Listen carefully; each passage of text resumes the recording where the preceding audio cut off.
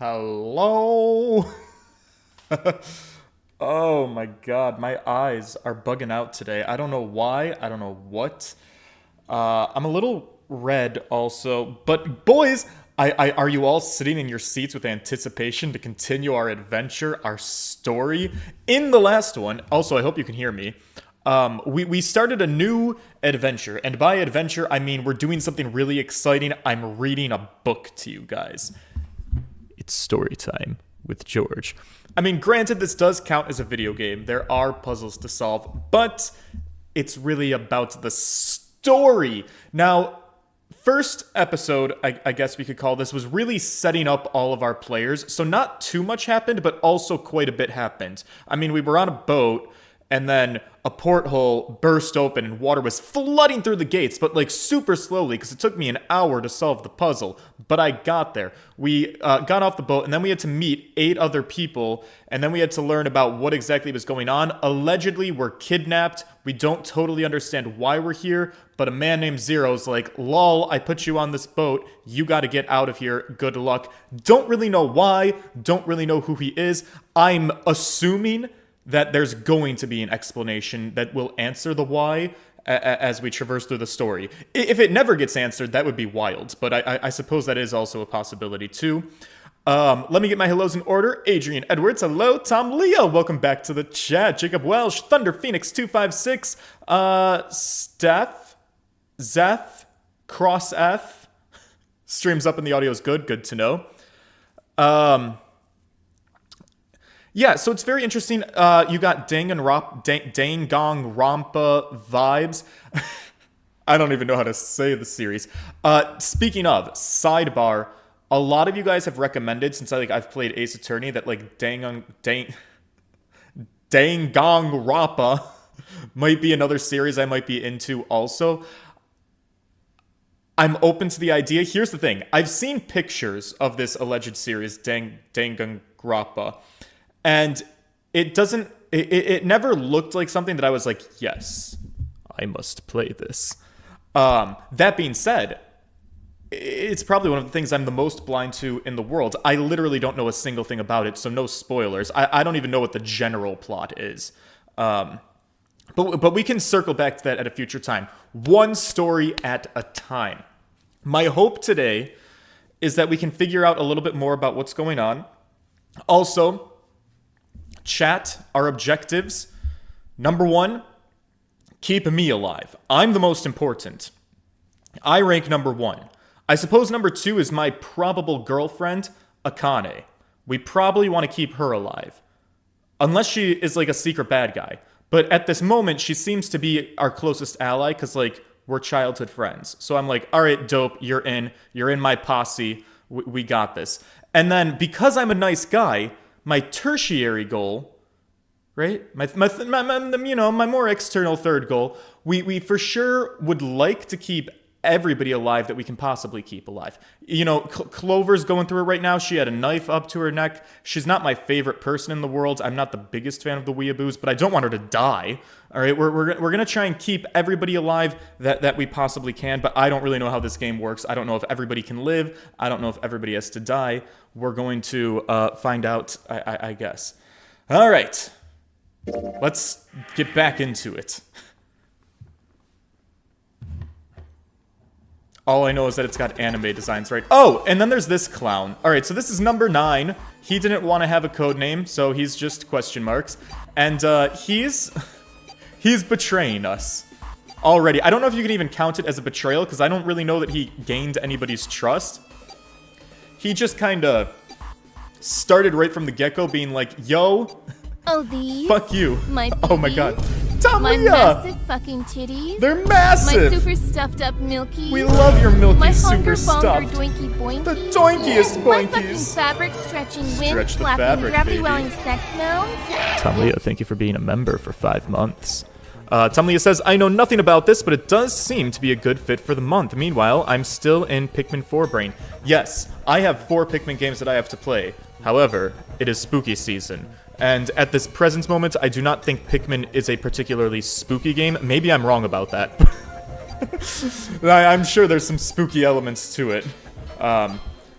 Maybe we can do Pikmin. Tom Leah, you said Pikmin 1's pretty short, right? We can probably squeeze that one in between some spooky games. Anyways, for now, let's get back to it. Oh, okay. Have a good one, guys. I'm gonna go off ahead now. Well then, goodbye. He raised his hand and waved, a twisted smirk on his face. And then, he was gone. Well, the door ground shut with a dull clang of metal on metal. Clover! Are you still alright? Snake ran to Clover's side as she lay on the floor. Pause!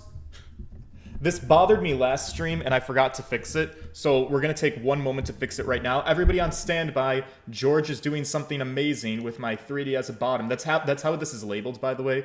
My bottom screen is called bottom on OBS. Because it's accurate. It's accurate terminology. Anyways, I don't know if this is pissing off anybody else, but it's pissing off me. We're gonna just crop out the little bit of cutoff of the top screen that I was getting from there. And maybe we can make this just a hair bigger to compensate. And then maybe if you noticed it, sorry. If you didn't notice it, maybe you did when I just fixed it. Anyways, we can resume now. Sorry. Yeah, I'm fine. She climbed unsteadily to her feet, and once there, leaned heavily on Snake's shoulder for support. Junpei ran to the door. The others followed. Several pairs of hands grabbed hold of the handles and pulled. They grunted and strained, but... Shit! It won't budge! That was when Lotus, the stripper, spoke her voice. Sorry, she spoke, but her voice was quiet. Do you hear something? Like what? Like some sort of beeping. Junpei pressed his ear against the cold metal of the door. The others did the same. You're right. I can hear it too. What is it? Then they heard something else. It was the ninth man. Oh shit! Why isn't it stopping? God damn it! You lied! Lied? This wasn't supposed to happen. I was gonna say, first of all, alright, I don't know if number 9 is about to, get himself killed. Here was a confusion I had last episode and leading into this episode. Zero, our big mystery man, he said that the rules were that 3 to 5 people had to go in a door.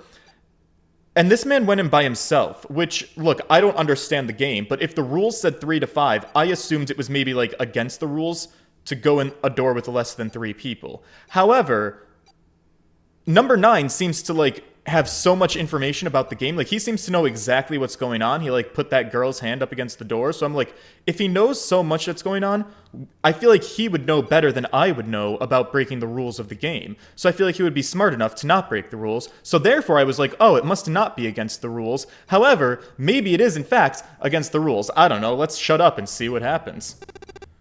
This is wrong! This is wrong! His voice shook with fear. Safe on the outside, they stepped back from the door and looked at one another. What is happening in there? Open the door! Please! I'm begging you! You gotta help me! Please, you gotta get me out of here! Get me out of here! Junpei grabbed hold of the device. He slammed his hand on the scanner panel, but nothing happened. Why didn't it register him? He looked at the display where the asterisks had shown up. It said, engaged. Oh my god! Oh my god, oh my god, oh my god, there's no time left! Listen, please! I was lied to! He lied to me! He put me in here! It was him! He killed me! It was him! Yeah!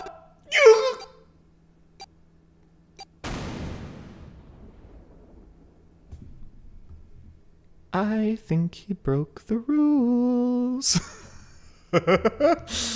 Oh, fuck me. Did I already lose a player? To be fair, that one appears to be entirely out of my control.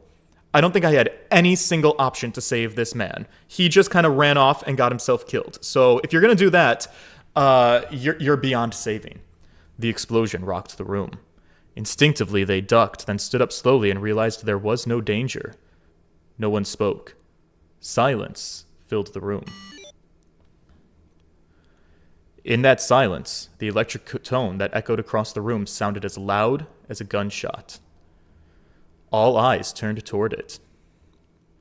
It had come from the device mounted to the door.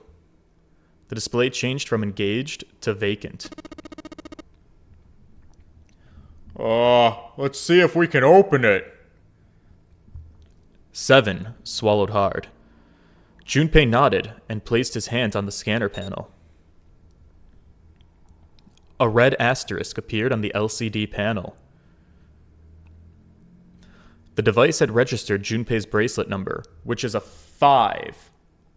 So if let me math this out, boys. We want the prime number to be 5, right? So I'm already a 5, though. How do I get to go into the door? Well, you see, if you add 5 to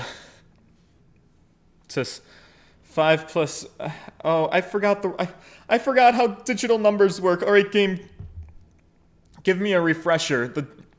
The digital root. What if I am the digital root? His was not enough, however. At least 2 more people were needed. So Junpei asked, which pair? Oh, I get some options. All right, so 8 plus 1 is 9, 10, 11, 12, 13, 14, and then 4 plus 1. That's how it works. All right, so we need things to add up to 4 and 5. So 7, 8, 9, 10, 11, 12, 13, 14. All right, all of these add up to 14. Thank God the game does it for me. Listen, I'm a biologist, not a mathematician, and there is quite a difference. Most people who are science inclined and also really good at math, most of them become chemists. Chemistry is the field where mathematicians thrive who are into science. If you like science but you don't like math, you're going to want to go biology. Biology has a lot less math than chemistry. Not no math, mind you, especially if you get into genetics and biostatistics. Like, there's never an escape from math. But biology, you will have significantly less math than chemistry. Okay, so Ace and Lotus, that is our mountain man, I think, and the stripper. That could be a fun ride. We got Snake and 7. I'm not very partial to that. And then we got our girl June / Akane, and we got Santa Claus. Feel partial toward going with Lotus just because I find her to be beautiful and natural and an entirely well-rounded, strong, independent woman that I would love to hang with. Or we could go with our best girly, June. You know, it's kind of like Sophie's choice here. What is a man supposed to do? Go with the classic girl next door, or the girl who's basically wearing no clothes? I'm not very partial to Snake and 7. Her.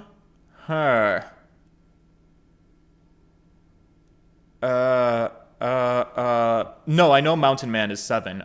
Ace is Lion Man. Deep voice Lion Man. I might have misspoke. Well, what would my boy do? I feel like my boy would want to stay with June. I feel like that's probably the main plot, right?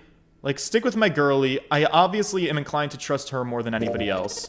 I want to stay safe. Santa and, June. Do you think you guys could give me a hand? The pun was a little too on the nose, but the mood was still grim. Wait, what pun? Santa and, June? Santa June? Santa... Give me... I don't get it. Both Santa and June lifted their hands silently. He verified and she followed suit. 5 plus 3 plus 6 equals 14, 1 plus 4 equals 5. They'd fulfilled the conditions. If they were to pull the lever on the side...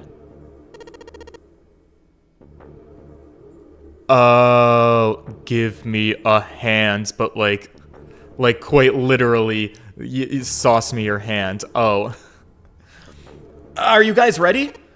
I'm gonna open it.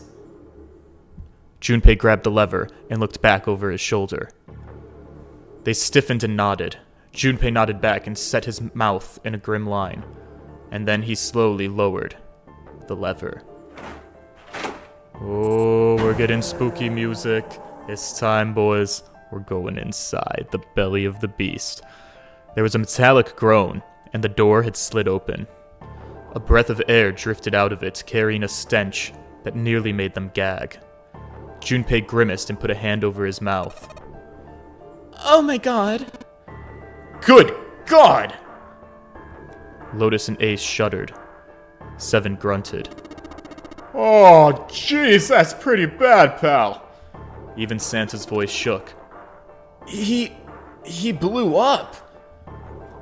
It appeared that Santa was right. The hallway on the other side of the door was splattered with chunks of torn flesh and dark red blood. Oh! Ah! The shriek echoed across the room. It had come from June.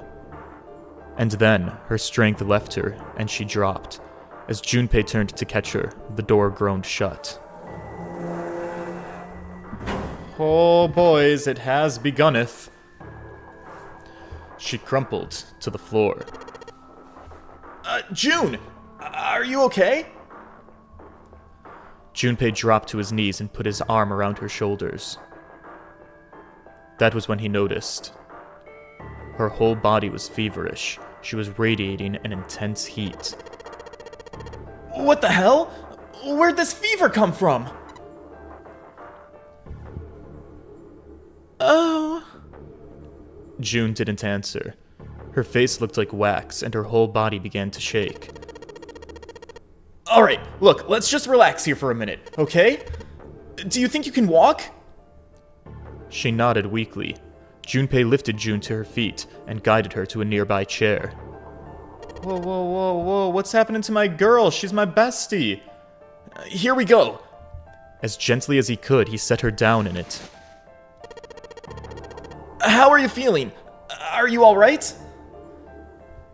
She nodded. As she did, a single huge tear rolled down from the side of her face. Why? Why did this happen? Her voice cracked, broken by misery and grief, and choked by sobs. Why did this happen? Junpei spun around. Do any of you know what the fuck is going on here? Who's Zero? And what's the nonary game? Come on! Anybody! What the fuck is going on around here? Nobody spoke. Ace, Snake, Santa, Clover, Seven, and Lotus. They simply stood there. 7 pairs of downcast eyes and 7 grim lines for mouths. One of which were non-functional. June's body shook with silent sobs. They slowed as the minutes ticked by, and eventually, they stopped.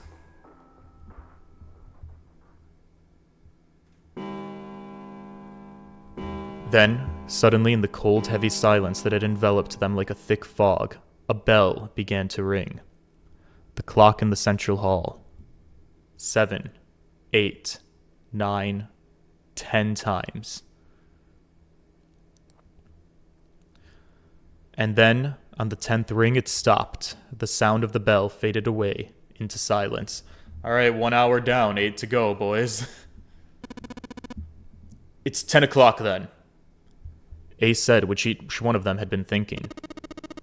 That means it's been an hour since Zero's little announcement. Seven's deep voice echoed across the room. Fuck! I've had enough of this crap! Santa leapt to his feet, his fists clenched. How long are we gonna pussyfoot around here like this? We've only got 8 hours until this time limit. Zero is going on I'm stressed because we've only got 8 hours until the time limit Zero was going off about is up, and this dialogue reads weird to me. Let's get going already. Fuck. Santa's outburst fell on deaf ears. No one appeared to agree with him. They stared back at him, their eyes blank and their faces tired. Finally, Lotus spoke. No, I refuse. I'm not going to end up like him. Him? You mean the ninth man? Well, no shit, Sherlock. Who else? In his mind's eye, Junpei saw the corpse again. The dark, reddish-black pool of blood. The scattered pieces of flesh. Organs strewn across the floor like the blossoming of a grotesque flower. The explosion that had torn through his body had been powerful. The ninth man's neck had been twisted at an odd angle. Junpei suspected the detonation had thrown him against the wall. Half of his face was crushed, and the other half was covered in blood. Most of his abdomen had been emptied, either by the explosion or gravity itself. He had landed on his back, and stark white ribs jutted up out of his chest like the legs of some sort of macabre crab. Junpei felt something flip in his stomach. I think he just screwed up. Eyebrows went up and Santa continued. He probably set off some sort of trap that killed him. I won't screw up like that. I'm getting out of here alive.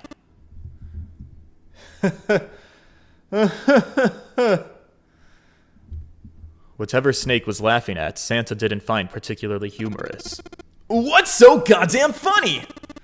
Oh, my apologies. You were just so very confident. I couldn't help myself. What the fuck? I think you've mistaken the situation. Huh? The ninth man's death, it had nothing to do with a trap, or at least not the sort of trap you imagine it did. Well then? He broke one of Zero's rules. Not me being on the same page as Edgeworth. You know what it is, boys? It's called listening skills. When you can't see a goddamn thing on the earth, maybe you open up your ears just a little bit more. Come on, chat. Pay attention to the rules of the game. I picked up on that shit. That was why he died. Quite simple if you think about it.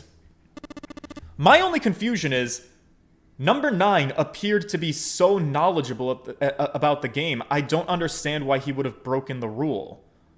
I don't know. Maybe he just got too excited.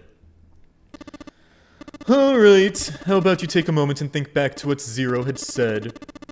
Specifically, what did he say about the number of people? He said only 3 to 5 people can pass through one numbered door, right? And after that? You've forgotten the relevant part. What did Zero say? Santa furrowed his brow in thought. Junpei thought back. Zero had said that everyone who verified had to go. All those who enter must leave, and all who enter must contribute, right? I think it was something like that. Whatever it was, it means that groups of less than 3 or more than 5 can't go. That is correct. A gold star for you, Junpei. Ew, gross. Are you running this shit? Are you even blind? I don't fully trust you. Snake inclined his head toward Junpei. The ninth man, however, broke that rule. He tried to pass through a numbered door all by himself. That was why he was executed. Oh, and Zero's watching us from somewhere, making sure we don't break any rules. I wouldn't be so sure of that. Why not? Because this execution system is entirely automatic, didn't you notice? There's no need for him to monitor us. Oh, what do you mean? Snake looked at Seven with what could only be described as pity and sighed. Odd, because I thought Snake was blind. I didn't think he could look at people. I'm gonna get canceled for insensitivities to understanding. Very well. I see it must be me who tells you. I've waited long enough, I suppose. I had hoped Zero might spare me the trouble, but that seems increasingly unlikely. He couldn't see them, of course, but perhaps Snake sensed the confused eyes upon him. When Ace spoke, he gave words to everyone else's thoughts. Do you know something? I know a great many things, but yes. Well, what is it you know? Oh my god! Tub Leah. It's been a minute since we've had a blorg. Tomla has just donated $4. Blorb jump scare. Since you're doing spooky games, a couple of free PC ones if you've the time after this. IB should take Abitu a week at most. RPG puzzles. Mario and the Music Box. 100 of deaths. Oh no! Oh no, your message got cut off. Alright, I will hunt it down. I got Mario in the Music Box. I will take a look at it, and, catch up with me in Discord, and we'll see what the other suggestions are. I know you've already suggested some in the past. I will take a refresher look at those. Thank you for the donation. Yeah, Blorb is one that really just comes out of nowhere, isn't it? Here. Snake removed a card from the pocket of his jacket. With a flourish, he presented it to Ace, who took a close look at it and spoke. Always remember, hello, welcome to the chat. Come on now, what's the point of giving me this? Give me that! Santa snatched the card from Ace, but his expression of disgust quickly turned to one of confusion. Huh? What the hell is this? Seven tugged it out of Santa's hand. Oh, I see. The card went from Seven to Lotus, from Lotus to June, and finally to Junpei. He looked at it and understood.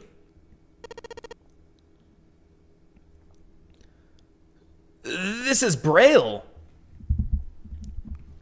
Braille. The written language of the blind. This is how you read it in Braille. The card was covered with small embossed bumps. Junpei could recognize it, but he certainly couldn't read it. Sorry guys, I can't read this. Junpei handed the card back to Snake, who nodded at him with a small smirk. Okay, that was fun. Now what's so important about the card? I found it in my pocket. I can only assume it was a message from Zero. From Zero? A message? What does it say? Suddenly, everyone was crowding around Snake, desperate to hear what the message had said. Santa especially looked as if he were about to grab a hold of Snake and shake the answers from him. Snake raised his hand. Oh, calm down now. No need to panic. You don't need to force me, I'll read it. Junpei swallowed hard and waited for him to start. He was not the only one. Presently, Snake began to read, his voice calm. His fingers glided over the tiny bumps as he spoke. Bracelet number 2. Since you are not blessed with sight, I shall bless you, and only you, with information. I shall tell you the function of the red, of the dead, and of the bracelet. Oh. Okay. The red is the recognition device. It will verify your number. Beside every numbered door, you will find a red. The dead is the deactivation device. It does exactly what it says. Once you have passed through the numbered door, you must use the dead to stop the detonator in your bracelet. But perhaps you are wondering, what does the detonator detonate? I'm afraid this may be something of a surprise. I have placed a small bomb inside of you, and the people whom you are about to meet. You swallowed it while you were unconscious. Oh, Christ. Wait a second. If we swallowed it, does that mean that we can shit it out? Is it going to pass through our digestive tract? I have no doubt by the time you read this note, the bomb will have passed your stomach and found its way into your small intestine. In other words, you'll be unable to regurgitate it. So I suggest you do not try. Right, but can we wait long enough to shit it out? Can we pop a, does anybody have some laxatives on them? Can we, like, flush it out real fast? As I mentioned before, the bracelet on your left hand contains a detonator. Think of it as a remote fuse or timer for the bomb in your body. There is only one condition which will cause it to detonate. That condition is that you enter a numbered door. Once you have done so, the timer will activate no matter who you may be. Oh. Red Dead Redemption. You will have 81 seconds. Holy fuck, that is... What? That's like a little less than a minute and a half? Are you kidding me? That's foreboding. Also, a very specific time to select. I wonder why that is. Why 81? If after that time the detonator has not been deactivated, it will send a signal to the bomb in your body instructing it to explode. In order to deactivate the detonator, every person who verified their number at the red must also verify their numbers at the dead. Once all numbers have been verified by the dead, you need only pull the lever at its side and the countdown will cease. Oh, okay. So you don't have to solve a puzzle in 81 seconds. You just have... 9 times 9 is 81. Oh, I see. You just have to enter the door and then everybody has to be like, yep, we're here, within 81 seconds. That makes sense. Okay. Anyone who does not verify their number at the red will find themselves unable to verify their number at the dead. That is to say, if you should pass through a numbered door without first verifying your number at the red, in 81 seconds, you will be dead. Jesus. This is a very convoluted scheme for killing people. We must be on a game show for the elite wealthy on the dark web. This must be a Squid Game thing. You must also keep in mind that the numbered doors will close automatically after 9 seconds have passed. So long as the door is open, the dead will not function. You would do well to remember this. Lastly, let us discuss how to remove the bracelet. There are only 2 ways to do so. Number 1, you escape from the ship. Or 2, your heart rate reaches 0. In other words, once the bracelet is taken outside the confines of the ship, or detects that its wearer's heartbeat has fallen to 0, it will shut down automatically. That's interesting. So, I guess the immediate question is, how can you trick the bracelet? How long does your heart rate have to be at 0 before the watch is like, alright, we'll get off of you? Because, like, that could make all the difference in the world. There is no other way to remove your bracelet. If you attempt to force it off or disable the detonator, the bomb within you will immediately explode. Sounds like there's 2 ways for the bomb to explode then, not just 1, but go off, Queen. This is all the information which I can impart to you. How you choose to use it is for you to decide. If used wisely, you can eliminate those that might be a danger to you. For a time, you would be able to control your fate. Snake Eyes? Did you lie to number 9? Did you tell him to go through the door alone? I wish you the best of luck.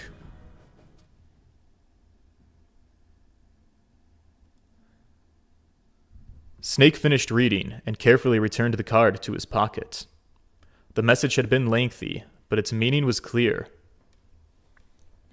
Only those who verified their numbers at the red could pass through the numbered doors. Teams could not increase or decrease their numbers. The reds, deads, and bracelets enforced the rules. They were judge, jury, and most importantly, executioner. In defiance of Zero's suggestions, both Santa and Seven put fingers down their throats and began to gag. The rest stiffened, some touched their stomachs, some simply stared at their bracelets. Junpei gingerly touched his stomach. There was a bomb inside of his body. The thought of it made him quite queasy. His stomach felt oddly hollow, and his legs were weak. Why had Zero designed such a ludicrous game? Junpei looked over at the others. Alright, I'm gonna ask one more time. Do any of you guys know anything about Zero? They were all silent, each person waiting to hear what the others would say. Finally, Santa spoke. Actually, I saw him. I saw Zero when I got grabbed. I didn't see his face, though. Son of a bitch was wearing some kind of a gas mask. What the hell? Come on, guys, give me something. You know, like surprise or something? Instead, it was Santa who looked surprised. There was a moment of silence, and then everyone spoke at once. Yeah, I saw him too. Me too. He was wearing a gas mask. As stories were sorted out, the truth became clear. All of their stories were the same. They had been abducted at home at midnight. The person claiming to be Zero had worn a mask. There had been white smoke, and then each person had passed out. When they awoke, they had found themselves on D deck, but in a room with a 3-level bunk bed. Only Seven's story seemed to lack the detail of the others. Oh, me? Well, mine was just like the rest of yours. And that's all that he said. It had occurred to Junpei at the time that it sounded somewhat strange, but he decided not to press the issue. He hadn't done so because there was something that struck him as even stranger. That was the mystery of the relationship between Snake and Clover. Yeah, they know each other. Also, Snake's story shouldn't have been the same. Snake couldn't have seen... Snake's vision is a touchy subject for me, because, like, he's blind. So he didn't see Zero, right? Like, he can't corroborate the gas mask story or the white smoke story. I don't know. For some reason, they had been abducted from the same room and woken up in the same room. Oh, they were abducted together, too. Is Clover, like, his caretaker, like, his eyes for him? Maybe they're in a relationship? Junpei looked at them thoughtfully. So, respectfully, what's the deal with the two of you guys anyways? It was Clover that answered. Clearly, she felt that she had nothing to hide. We're siblings. Oh, okay. Definitely the opposite of a couple. Good to know. Siblings? Yeah. Snake is my older brother, obviously. That means I'm his little sister. Is that really so hard for you to understand? Junpei was taken aback. The others seemed just as surprised. She is correct, of course. He laid his hand on Clover's shoulder. Are you surprised? Well, yeah, but, Why? There are other people here with connections to one another. Those two, for instance. Snake pointed at Junpei and June, something remarkably difficult to do when you're blind. I guess maybe he's just using auditory cues. I guess if we had just spoken, you'd be like, yeah, you're over there. But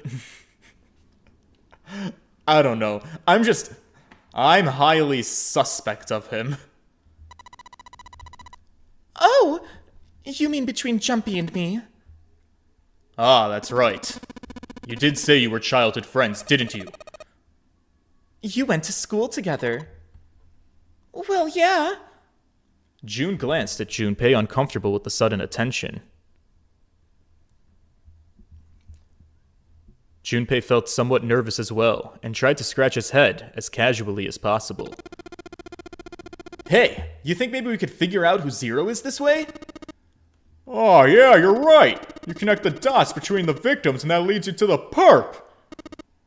Textbook stuff. Junpei, June, does any of this ring a bell? Ring a bell? Ring a bell? They looked at one another. And like it was staged, they both tilted their neck at the same time. Well, perhaps you went to school with the son of a multimillionaire. A millionaire? Son? Well, someone bought this boat and set up all of this. Whoever Zero is, they have to be incredibly wealthy. Well, we can't be sure of that. To me, this seems as though it's the work of an organization and not an individual. Zero is most likely simply the representative of a larger group. Oh, what sort of organization? The Squid Games. They stole the idea. It could be a number of things. An army, perhaps, or a research group. Perhaps this is all some sort of psychological experiment. If it is, then it's pretty fucked up. I mean, come on, a guy's dead. Yeah, and splattered all over the walls, Jesus. The word dead hung in the air, heavy and ominous. The room went quiet again. I don't know who the hell this Zero asshole is, but I know for sure he's gotta be pretty fucked up in the head to do all of this. If it was all one guy, then he's got some serious issues.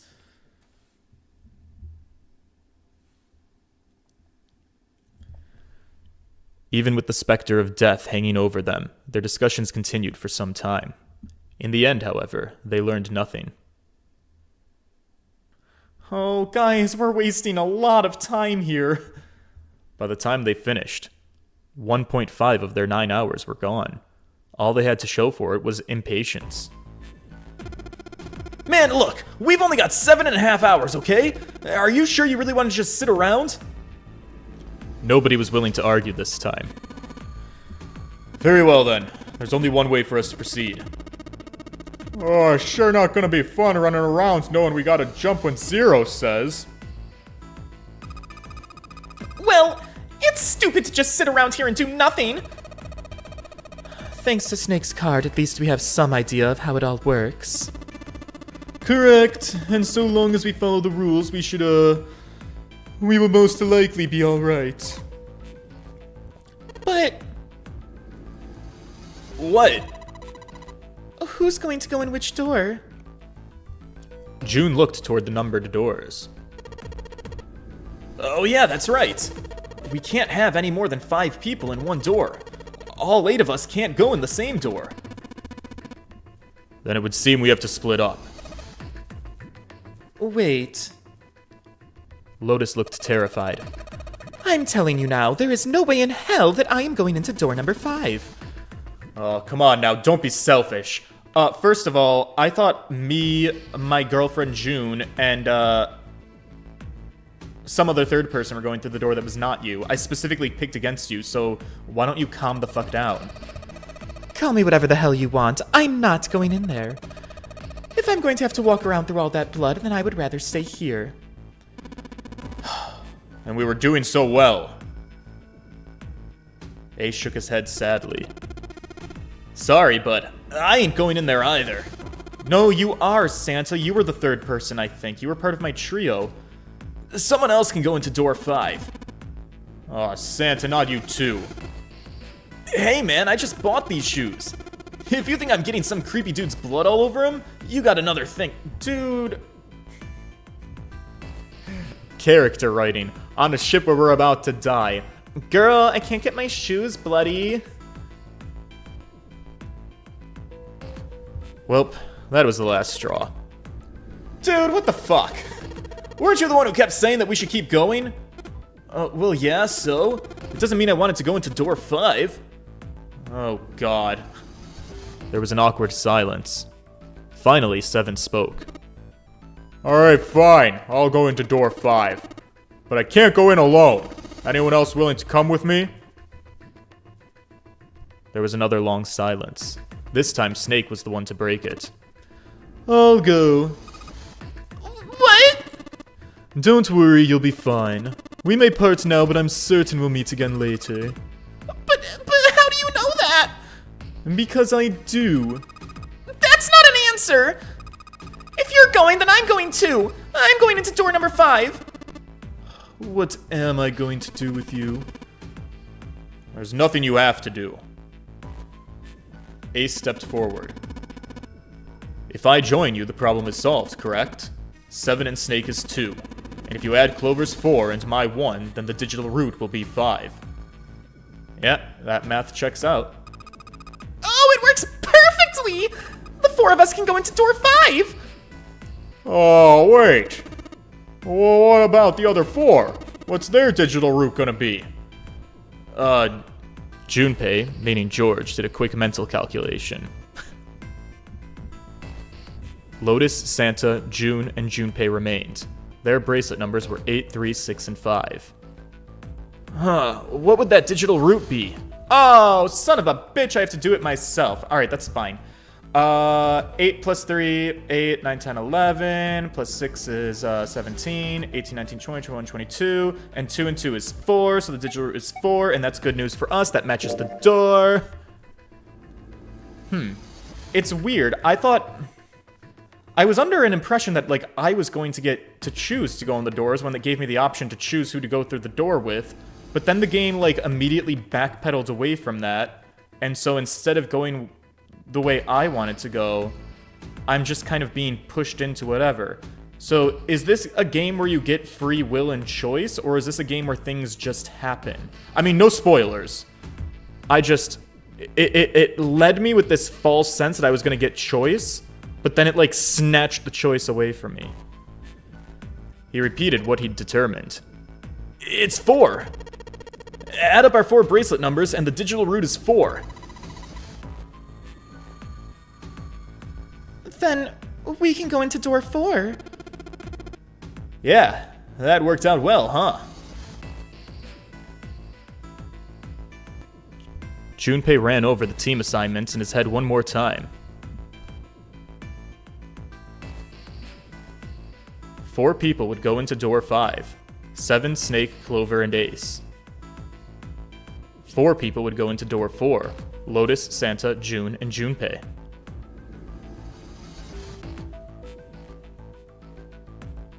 Junpei had to ask himself if the teams were what he really wanted. Beyond door 5 was what remained of the 9th man. He never wanted to see that thing again, but something in him said it would be unwise not to examine the corpse even a little closer. Of course, if he went through door 5, he wouldn't be going with Lotus and Santa. True, it would be possible for him to bring June with him through door 5, but that would mean she would have to see the horrific carnage that waited there. And Junpei didn't want that. Junpei was torn. Should he stay silent and go through door 4, or should he stop them all and insist on door 5? As he turned his options over and over in his mind, Ace spoke up. Alright then, it seems we've reached a conclusion, shall we go? He began to walk toward door 5. Clover and Snake followed, with 7 a short distance behind. Junpei, which door do you want to go through? Oh, I do get choice. Okay, however, it's interesting, like, if I want to counter, I have to shake up the entire fucking group. If I want to go through door 5, I have to, everybody else just already came to a consensus, and now I have to be that bitch. It's like, actually, I don't want to go through that door. I want to go through the other one. We have to do a mix and match and switch everything up. I feel like that's not good to do in general in life. If I were in this situation, I feel like I wouldn't play that game. I feel like I would just go along with, like, we've established this. We're good to go. It's not time to object now. I don't know. It could also be more exciting to be contrarian. Also, we get to look at blood if we go through door 5.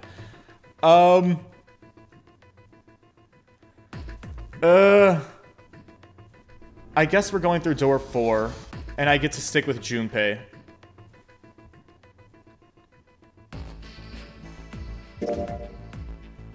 Let's keep it simple. I decided that door 4 would be fine. Junpei would go through door 4 with Lotus, Santa, and June. Yeah, this way I get to be with both of my ladies. So our dilemma is actually solved. I don't have to pick between the girl next door and the girl with no clothes. I get them both. Why had a Junpei even considered doing otherwise? Because you forced me to. He would be there for June. For Akane Kurashiki. That seemed good. He felt it was the right choice to make. He made no shows of affection, but Junpei saw her as something more than just a friend from his childhood. He watched the other 4 walk toward their door. Ace, Snake, Clover, and 7. Junpei said nothing as they left. Before long, they reached door 5. They talked to one another for a few seconds, saying things Junpei couldn't hear, and then laid their hands one by one on the scanner panel of the red.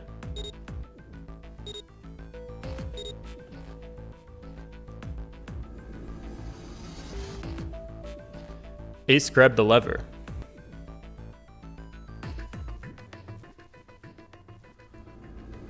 His face tight with determination, he turned over his shoulder to look at Junpei and his companions. Well, goodbye. Be careful.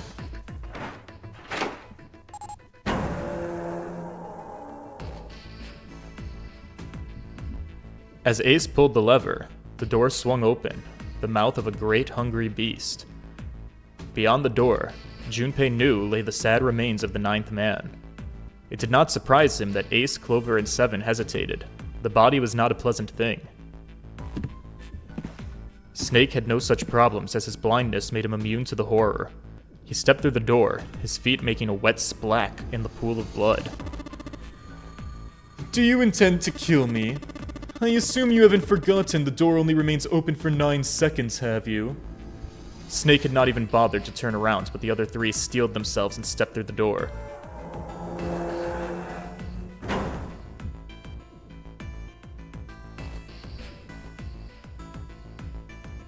Door 5 swung shut, closing with the heavy finality of the metal upon metal.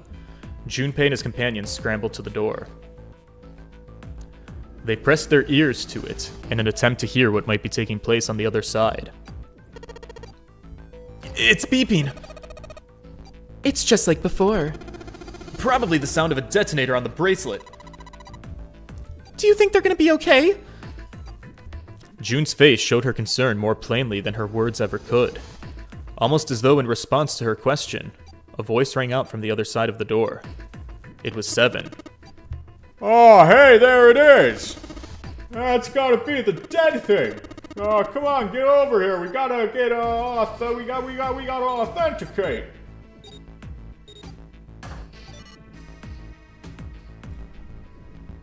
The beeping stopped. The sighs of relief were audible even through the heavy door. Oh, phew. Looks like it stopped. Junpei and companions leaned away from the door and breathed a collective sigh of relief of their own. Hey guys! Are you doing alright over there? They'd heard Seven's voice, but it wouldn't hurt to be sure. Yep, we're fine. Despite the recent danger, Clover's voice was as bubbly as ever. Oh hey, I'm gonna tell you about this whole dead thing, okay? The dead is just like the red, but the color's different. You know how the red was red? Well, the dead is blue. Is this game trying to gaslight me into thinking I'm colorblind? Because, girl, I am seeing green. And also, I felt that way kind of about the suitcase a little bit too, but... Okay, I guess maybe teal. Or like, you know, blue-green. Other than that, it's just like the red. Authenticating is the same too. Awesome! Thanks a lot. Well, we should probably move on now. You be careful out there. Roger that.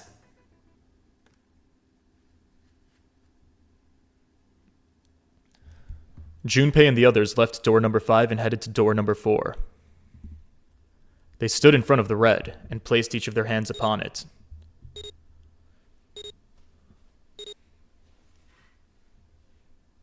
Four asterisks appeared on the screen. Junpei grabbed the lever and turned around. Are you guys ready? Yeah. Sure. Let's go. None of them looked particularly optimistic, but their faces were set. Junpei nodded toward them and turned back toward the red. All right, let's go. With strength and determination, he pulled the lever.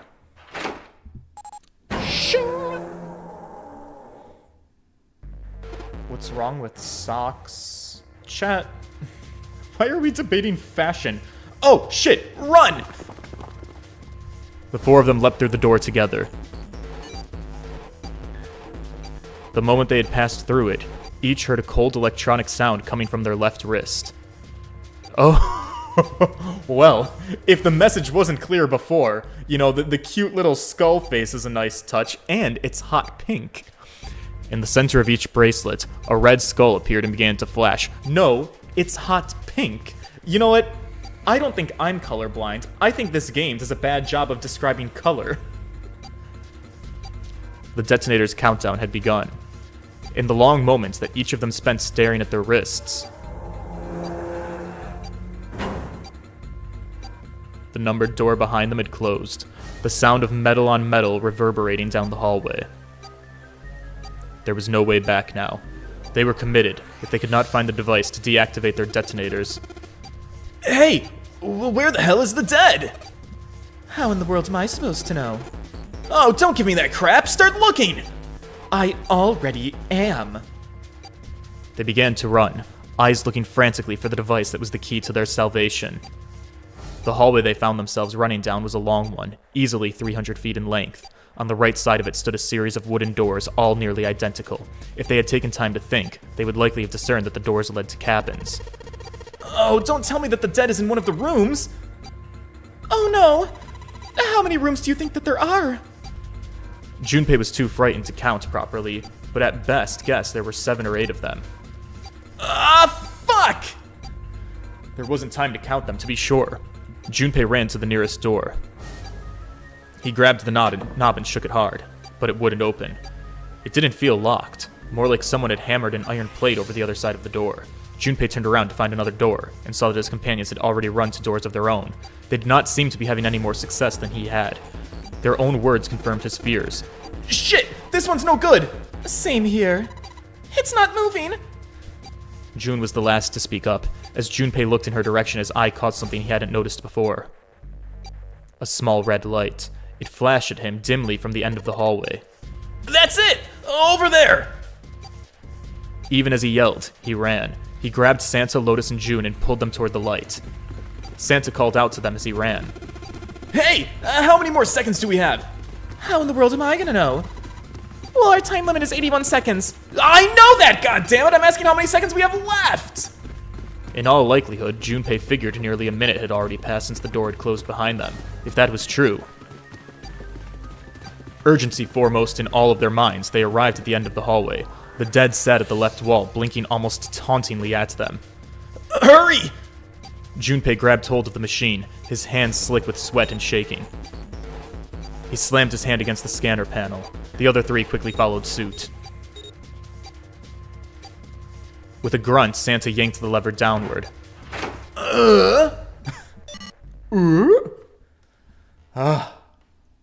Whoosh! We did it, boys! Santa panted. All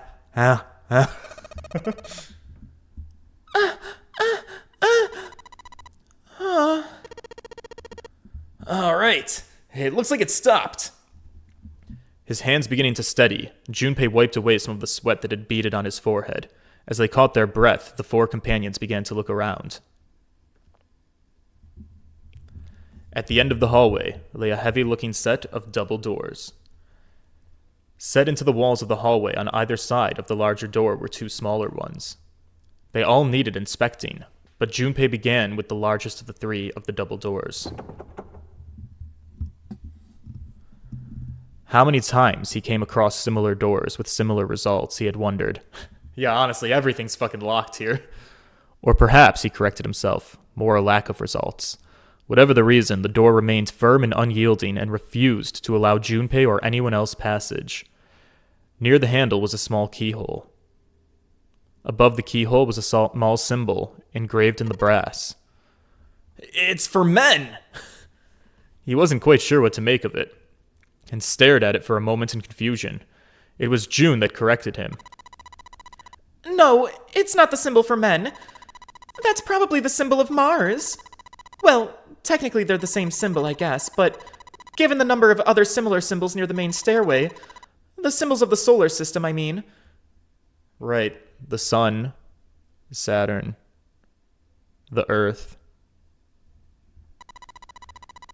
I would just assume it's more in line with those, being Mars and not penis. So this isn't the symbol for men? It's a symbol for Mars?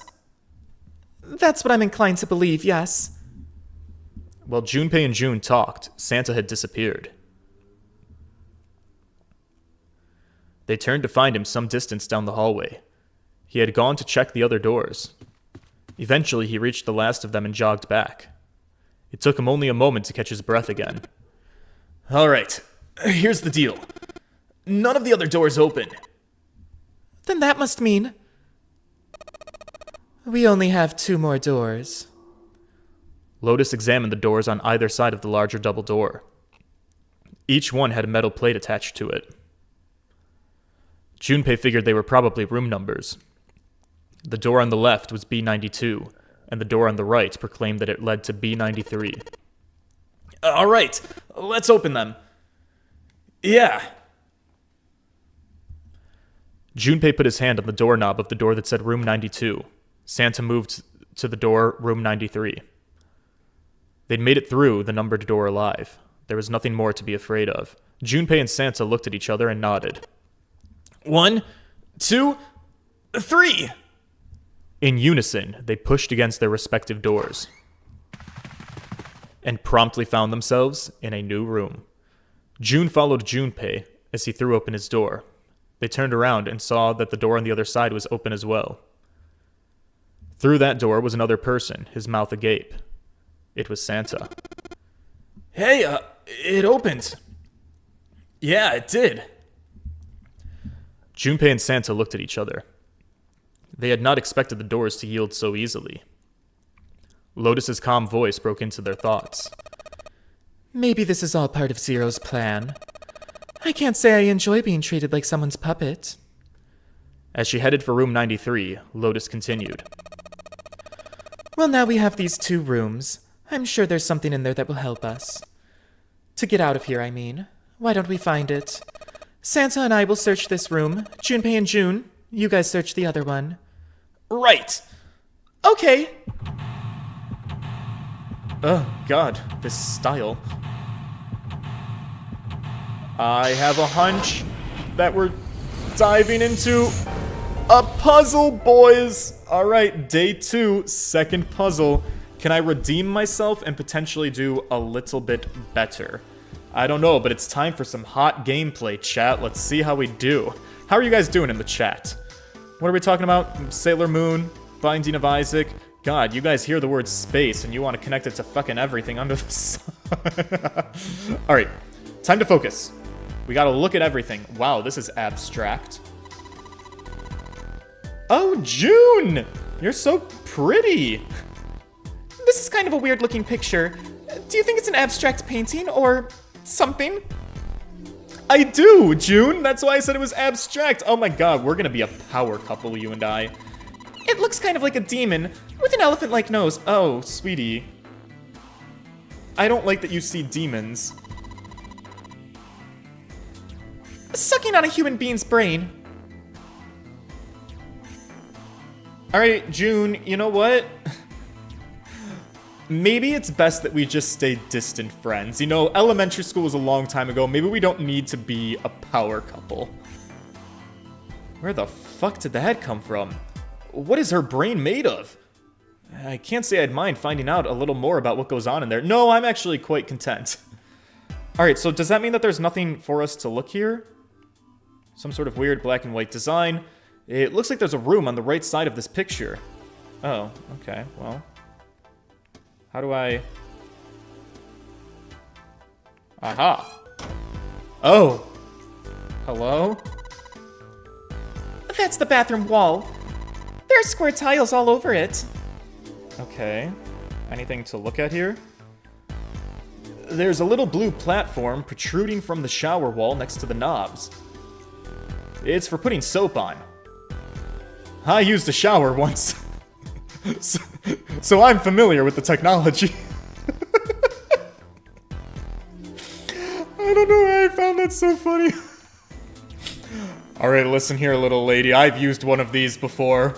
One time in my life. That is what these people call a soap dish. Okay. It's just a shower head. There's nothing special about it. Okay, what about the knobs? Nope. Okay, it's a soap holder. The wall's covered in square tiles. They've all got geometric shapes on them. Oh, we got a toilet. Let's check the toilet. There's nothing there. The tank's empty too. There isn't even any water in it. Oh god, well I hope you don't have to go to the bathroom. It's a collection of full and partially depleted rolls of toilet paper. Someone was well prepared. There's nothing too suspicious about it. Okay, if you say so, honey. It's a shower head. It feels dry too. It probably means that nobody's used it in a long time. The lights, the curtain. Shower curtains, huh? Let's try closing it. Well, now I can see the full expanse of the shower curtain in all of its waterproof glory. Nothing suspicious. It's just an old shower curtain. Pretty narrow shower. And here I am, standing in it, with June. Also, since we're alone, can I not just call her by her real name? This is awkward. It's time to open the curtain. Okay. Yeah. Why don't we go back into the living room? Okay, let's go back. Well, what would be the point of having the bathroom if there was nothing for us to see in there? There had to have been something. That vase looks expensive. I wonder how much we could get for it. Are you planning to steal it? Oh my god, June, are you like a little Maya? Jesus Christ. I'll have to probably go back to the bathroom. It seems weird that we're not finding anything. Ah! Jumpy, what are you doing? We don't have time to be relaxing on a sofa. Oh, sorry. It's a table made of wood. Hey, there's something here. It looks like a box of matches. Yeah, can I click it? Aha, we've got an item. So what do I do with it? It's a box of matches. There are matches inside, obviously. Oh yeah, okay, nice. Good to know. Maybe if I have a candle to light somewhere. Junpei looked down blankly at what he was holding, and then he looked up at June. Oh yeah, how's your fever? Are you feeling bad? I'm glad we're addressing that, because out of nowhere we were like, oh my god, June has a big fever and she's like about to die, and then like, she simply didn't. We're just like bouncing around here. Yes, I'm feeling fine. She certainly looked fine. Junpei held his hand on her forehead for a few seconds. It did seem that her fever had really gone down. Are you worried about me?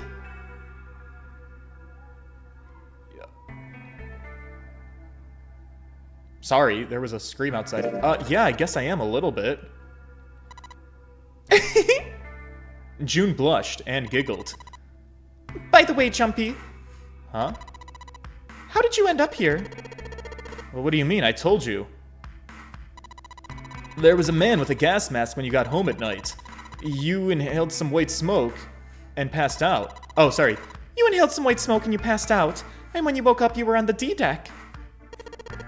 I love waking up on the D deck. But yeah, that's what happened, more or less. But is that really true? Girl! You're sitting here calling me a liar? What the fuck is you? Oh, I'm so sick. I'm gonna die. I actually feel fine. The one who's inconsistent here, madame, is you femme fatale. I no longer trust my best friend. Huh? Jumpy, are you hiding something from me? No, I can't say that I am. Why would I? Well, if you think about it, it is awfully suspicious. I mean, why would two childhood friends bump into each other in a place like this? Yeah, I could ask you the very same thing, Hunty. Are you hiding something? What would I hide? I don't know, anything.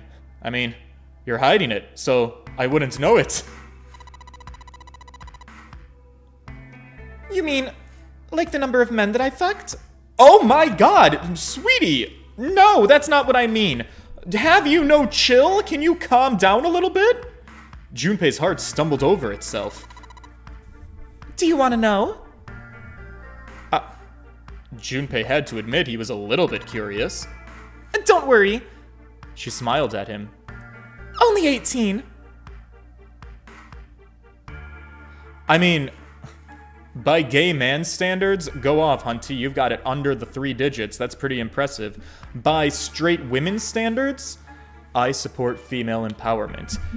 It is beautiful, it is natural, and women should be able to enjoy sex with as many partners as they want because we live in a society that tells them that they shouldn't, and then they feel shame and dirty for having sex when that's stupid because sex is a beautiful thing. So go off, Hunty. Just make sure that you are going to a clinic and you are getting tested.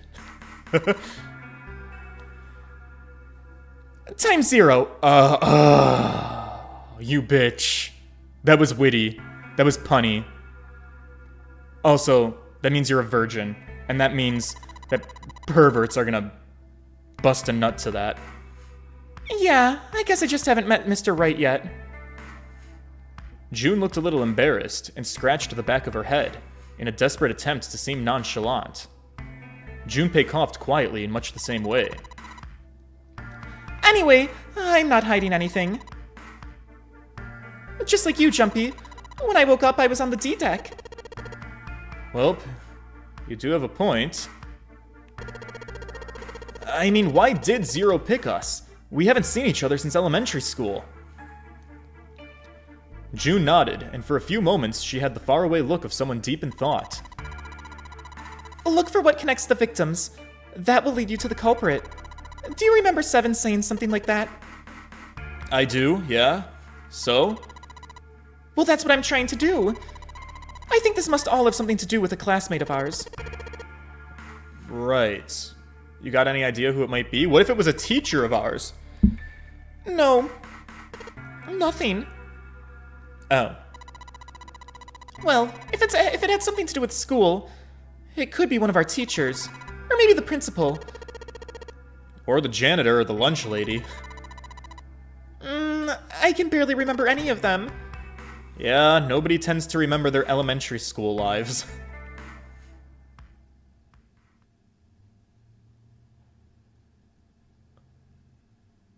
Uh-huh. Junpei went back to searching, to feeling unpleasant thoughts about elementary school. Was there anything strange that happened in elementary school? As he searched the room, he continued to rack his brain. Alright, let's continue to search the room, I suppose. It's a display case, but there's nothing being displayed. How sad. It looks like the drawers are empty too. Well, that's remarkably unhelpful. What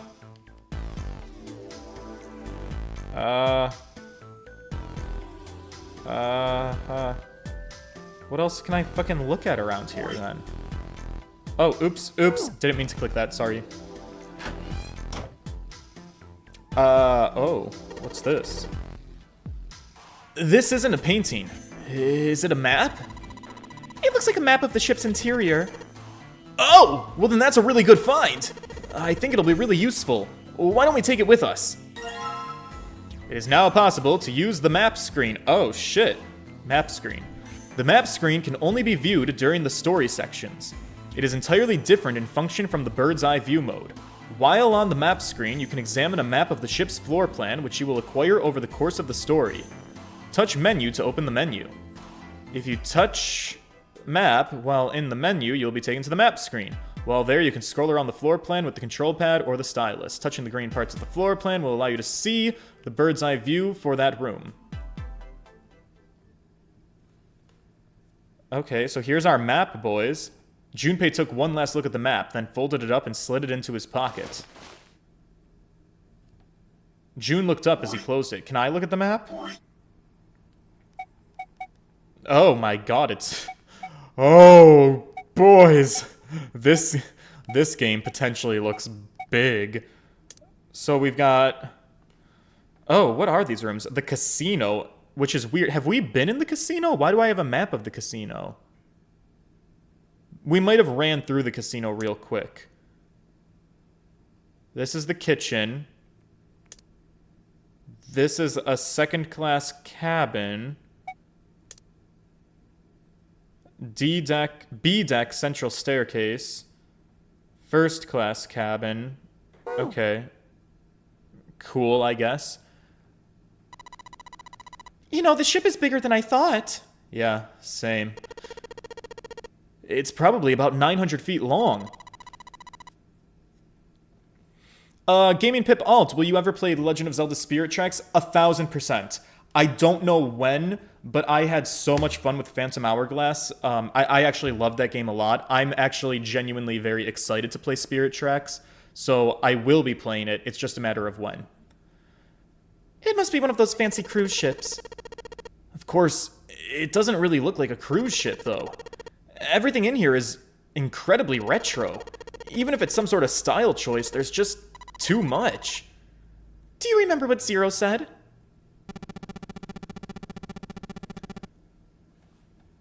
Right. The Titanic, after remaining afloat. So yeah, it's a recreation of the Titanic, I guess. Do you think maybe this boat and the Titanic have something to do with each other? It seems like a good point. I doubt he would have mentioned it if there wasn't a reason. Junpei took a moment to look around the room. Do you think this boat is a replica of the Titanic? That's what I'm thinking. Do you think it's the actual Titanic? Do you think they were so rich they went down there and perhaps a little submersible and tried to lift it up? No, because they probably would have imploded on impact. A replica? Well, yeah. You know, like a copy of the actual boat. Well, who on earth would make something like that? I guess superfans. You know, crazy Titanic aficionados. Oh, no way! Oh, girl. Ew, what is this Sprite? Put your hands down. You're acting ridiculous. Do you even know how much money that would take? I don't know, a lot, but listen, there's people like Jeff Bezos that exist in the world.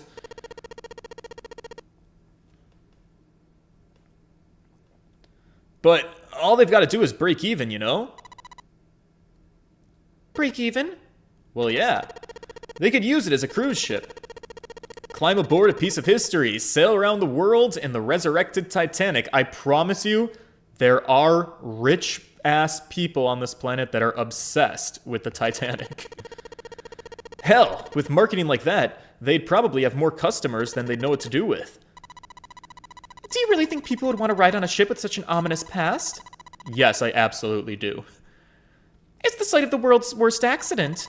Over 1,500 people die. I think that there's been worse accidents that have occurred. But yes, I get what you're saying. I wouldn't be surprised if you'd get cursed just for going.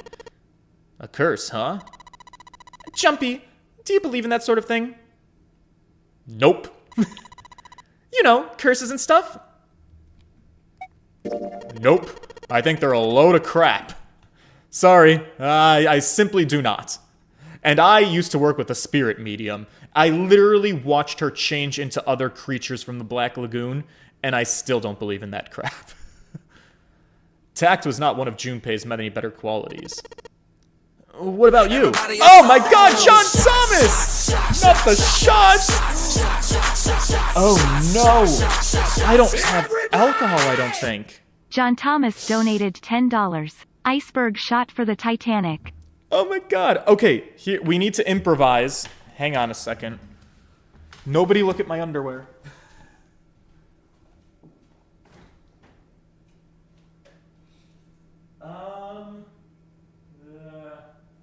We'll do. How about? Okay.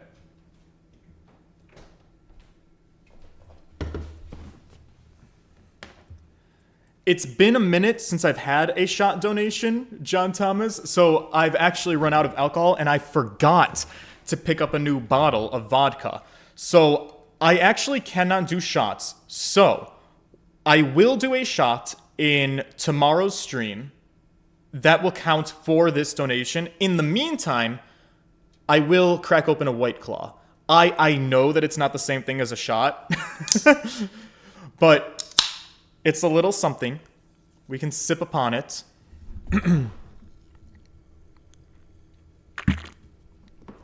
Yup.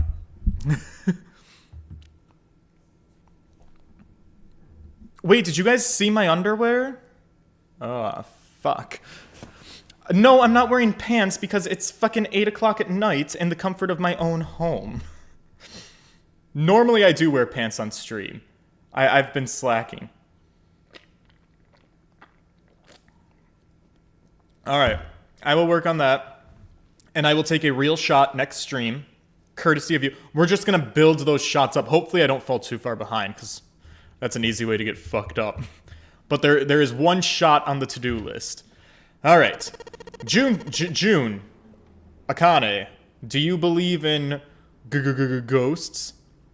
Of course she does. She's obsessed with astronomy. I don't think she's an astronomist. I think she believes in the Cosmo magazine. Nah, I guess that's kind of a dumb question. Yeah, I do believe in curses. In fact, I think it was a curse that sunk the Titanic. What? A curse? You think a curse sank the Titanic? Yeah, and I think it was the curse of the Egyptian mummy. Oh, alright, this sweetie is out there. You know what? Cheers, folks. We're gonna need to have a couple of drinks to continue this date.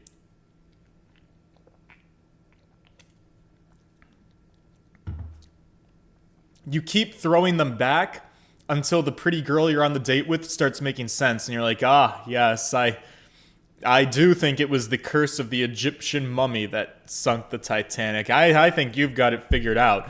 Do you want to go have sexual intercourse? Junpei couldn't understand how June had maintained a straight face to say that. Supposedly the Titanic carried the mummy of the priestess Amon-Ra, which was stolen from a pyramid.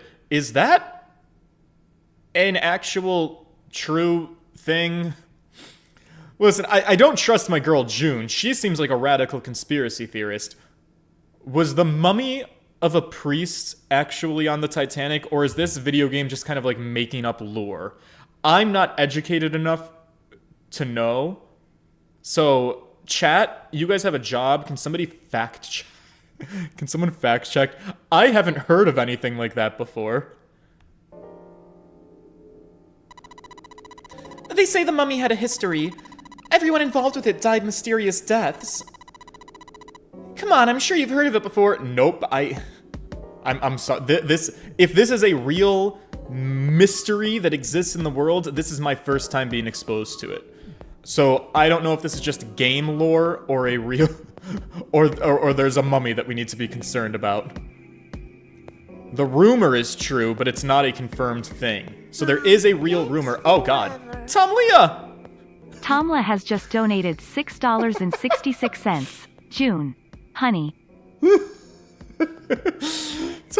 Not the Yikes Forever for June. Oh, honey. Okay. Alright, let's hear our girl out. Hang on, let me have a quick swig before I listen to my pretty girl tell me about the mummies.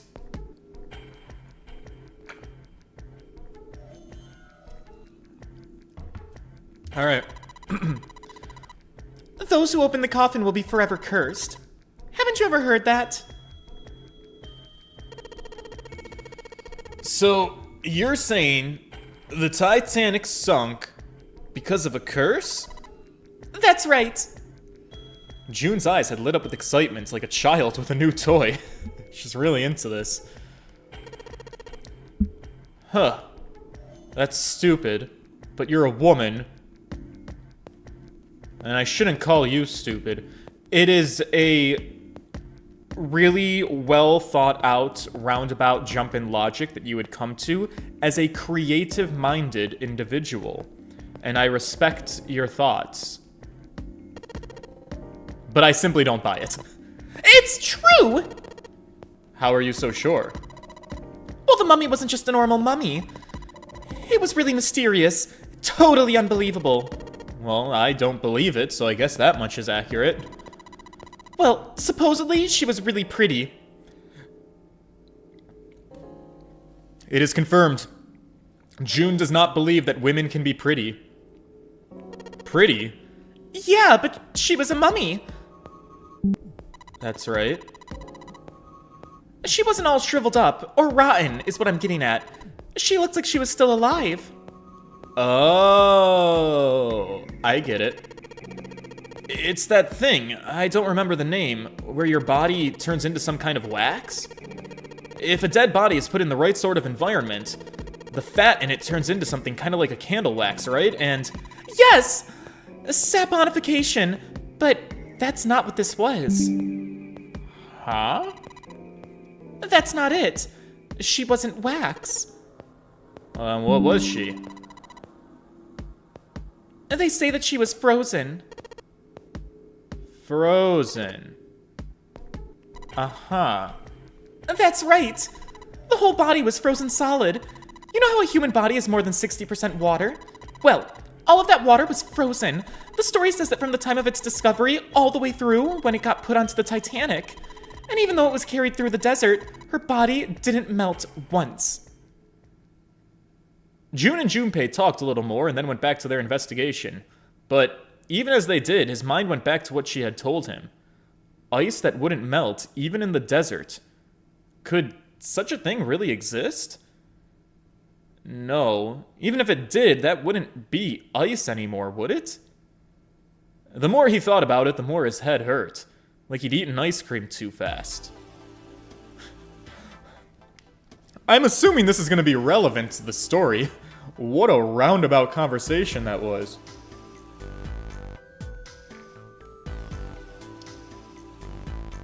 June is the type to go into conspiracy theory on Reddit, and then leave something fully and read something and then fully believe it. Yeah, so she's very pretty, she's very nice, she's a bit of a radicalized conspiracy theorist. We have to address this. It's a bottle with water in it. Oh, really? Is it liquid water or is it ice that can't freeze? This is a bedroom. They probably have it in here because your throat always feels dry when you wake up, you know? My throat's dry, but I think it's because I'm a little nervous being around you. Well, we did run a lot, and we're kind of sweaty.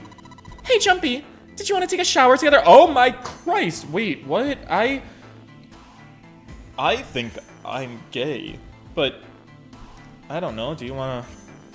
We could try, and we could look down and we could see what happens with it. Whoa!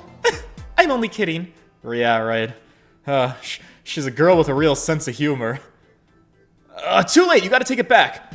My brain's already working out the picture. My throat was dry already, and this sure isn't helping. Alright, calm down, horn dog. We're here to solve a mystery. It's a light blue blanket with some designs on it. Someone's made the bed, or at least never unmade it. And there's only bed sheets under the blankets, nothing exciting. Right. Pillows? Look, there's two pillows right next to each other. I guess it's a double. Oh. What's up? You're turning red. Oh, boys, the sexual tension is high in this room. Are you alright, dollface? Do you need to lay down for a minute? Oh, I'm fine. I think it's still a little early for that. Okay. Right. Go off. It's a bed frame. Now we don't have to worry about falling off. I toss and turn a lot when I sleep. I need some more alcohol.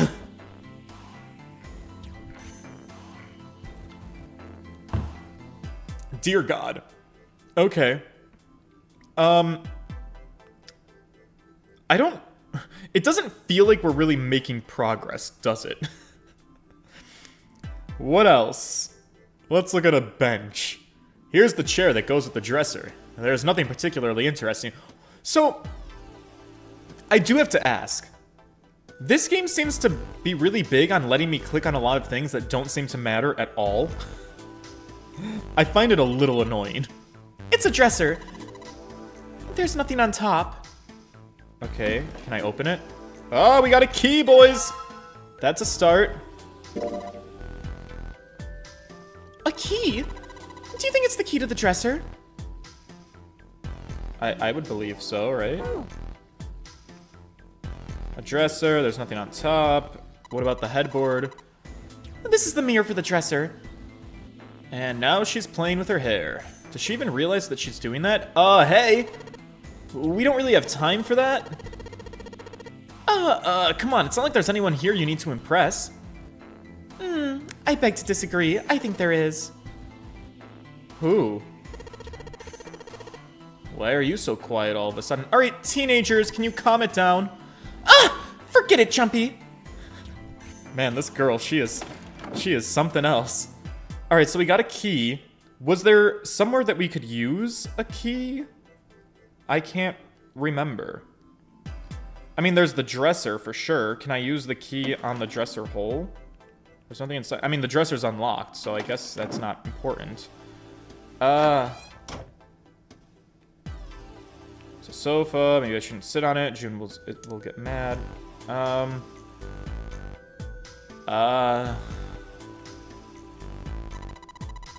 Jumpy, where are you going?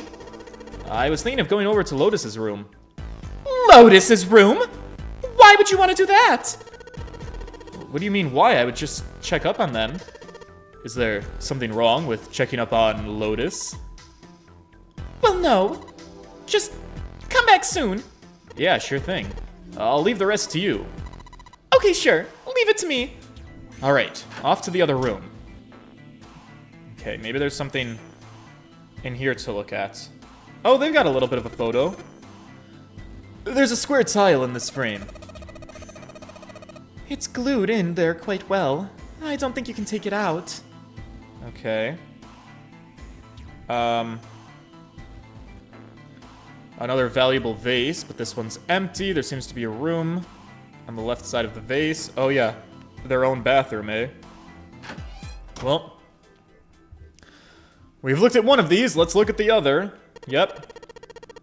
It's a little shelf for putting your soaps. This is the bathroom wall. The whole wall is covered in these square tiles. Yep. Also seems kind of irrelevant. Is there anything in the toilet? I guess not. The tank's empty too. This is the same as the other room! We've got 2 rolls, I guess. God damn it, what am I supposed to do here? Okay, is there anything new? Oh, there's a candle, boys! There's a candle! It's a candle with a candlestick. This might come in handy. Oh, it absolutely might. Let me combine it with my matches. I know. If I use these matches to light the candle, I have a lit fucking candle, boys. We got a lit fucking time on our hands. Now, what do I do with it? So you lit the candle. I'm sure it'll be a light in dark places when all of the lights go out. Right, yeah. That's what I was thinking, too. Okay. Well, this is a display case. Check it out. These plates and shit look really expensive. You want to take a look? Yeah, kinda. Shit! It's not opening. Alright, you grab this side of that table and I'll get the other and we'll smash this bitch open. Oh, jeez. I don't think that's going to work. That looks like tempered glass.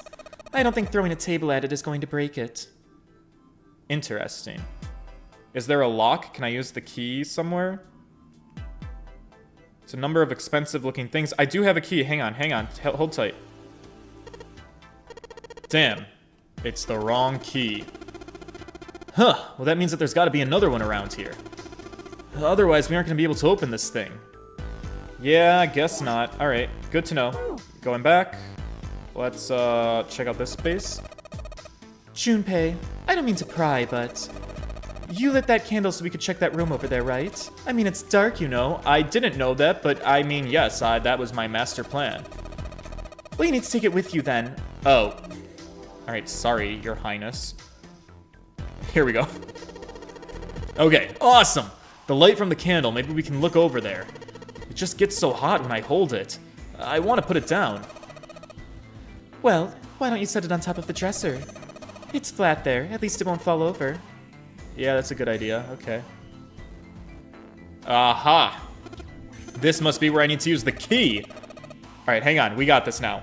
I'm making moves happen, boys. I got the key. Let's see if this... Aha! It worked. Alright, what's hiding in here? More of this. That's a strange design. Is it ceramic? It doesn't look like there are any puzzles on it. It's a ceramic tile. Shouldn't there be more than just that piece? Maybe? Possibly? Is there anything in the bed? Oh, we got a curtain. Okay. A curtain, huh? Well, it's got all those metal rings, probably. You could hang it from something, you know? Yeah. It doesn't look like a normal curtain. It looks like it's waterproof. Yeah, it's for the shower. Why is the shower curtain in here? I don't know. I guess we'll... Alright, we'll put that in the shower. Hang on, let's keep looking.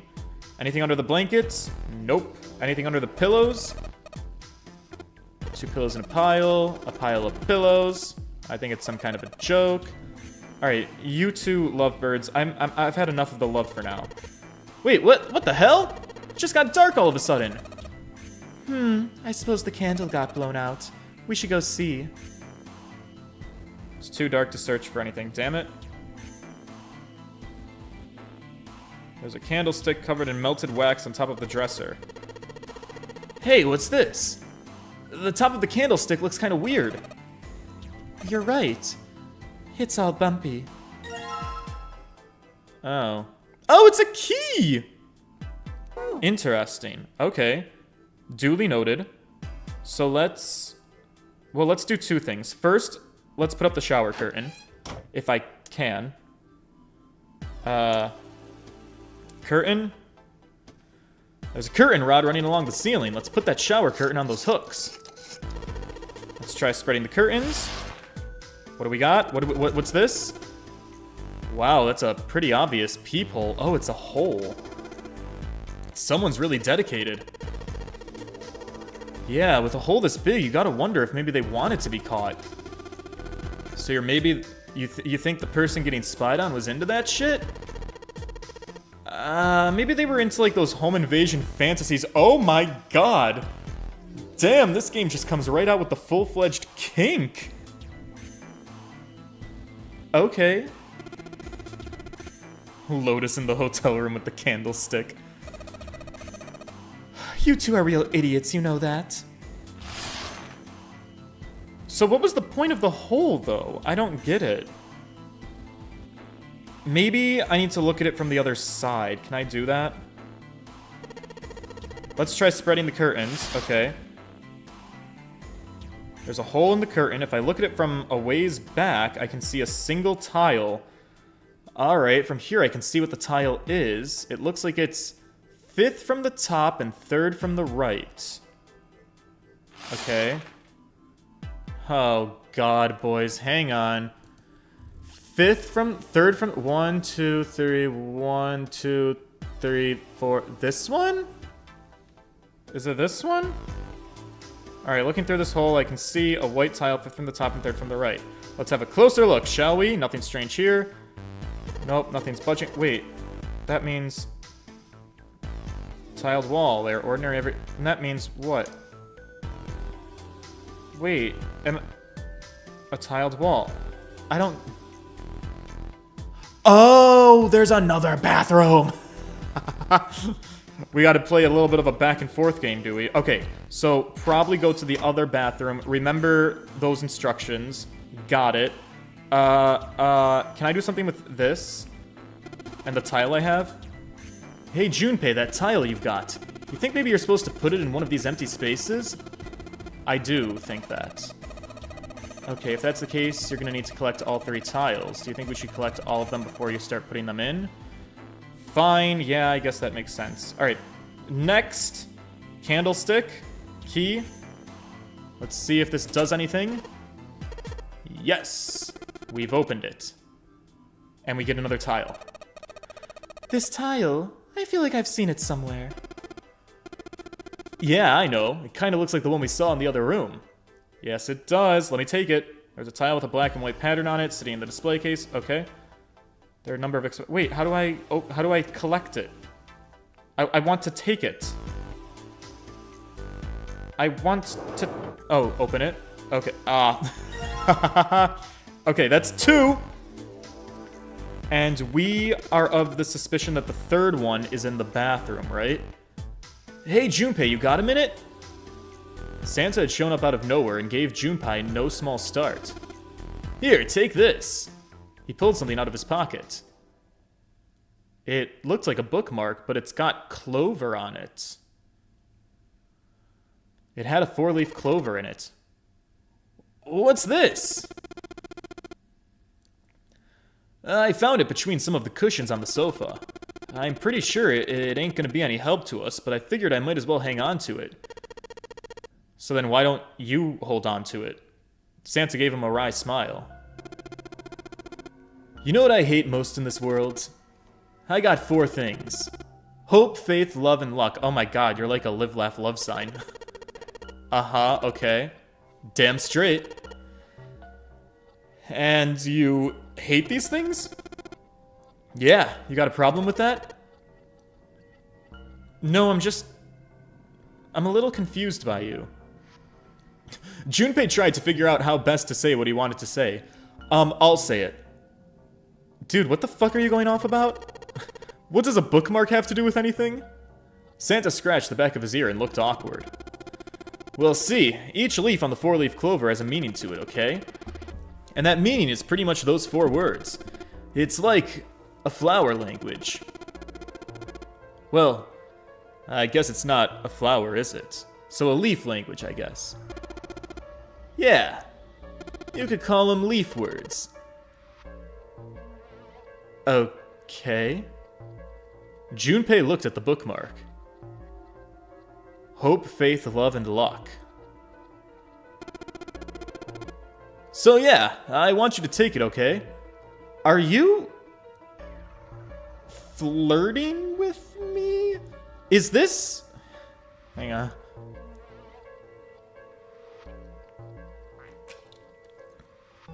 Are you a homosexual? Look, just touching it gives me the creeps is all. So just take the damn thing, alright?